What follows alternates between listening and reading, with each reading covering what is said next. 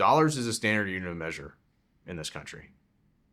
And one of the things that people need to understand is that money is not real.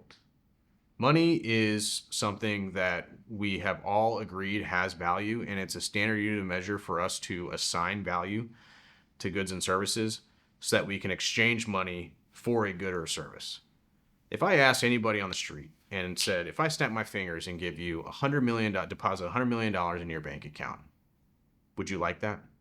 And 100% of the people would say, yes, give me $100 million. And I say, okay, but every store is closed. The internet's shut down. There's no airlines, no cruises. You can't buy anything. You can't go anywhere. You can't do anything. Do you still care about having $100 million in your bank account? Because you don't actually want $100 million. You want what you think $100 million can buy you. Right? And so back to this idea that a dollar is a dollar is a dollar.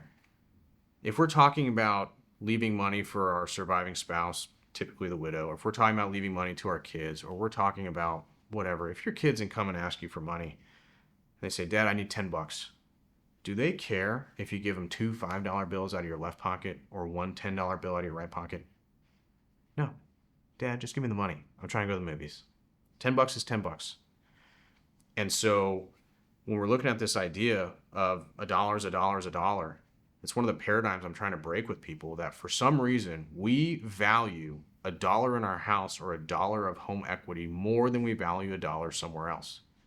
It doesn't really make sense. And I've written this article called Reverse Psychology to specifically attack this point, which is, and the central question of it is, why do Americans work for 20, 30, 40-year career and we put money into a savings account? The reason we put money in a savings account is we're saving for a rainy day, right? We expect to use that money at some point down the road. Don't know what, but if we need it, either we're taking a vacation or the car breaks down or whatever. If we need that money, we take it out. Why do we put money into a 401k account or a Roth IRA account? We're saving it for retirement. We deposit money into these retirement accounts for 30 years or 40 years with the expectation that someday when we retire, we're going to make draws on that account. Why do we put money into 529 accounts? So that when our kids go to college, we have money to send them to college, at least help out with the bills if possible. Why do we put money into health savings accounts? We're putting money into a health savings account so that inevitably, hopefully not, but when and if somebody gets sick in our family, we have money to use for qualified medical expenses. We are putting money in all these different savings vehicles with the expectation that at some point in the future, there might be a reason where we need to spend that money or access that money down the road. Why does virtually every American today spend money putting money into their house for 30 years? They make mortgage payments for 20, 30, 40 years with this idea that I'm going to pay my house up, I'm going to pay my house up, I'm going to pay my house up. And then as soon as it's paid off, or as soon as they retire and it's close to paid off, they say, I'm never touching that money. Why?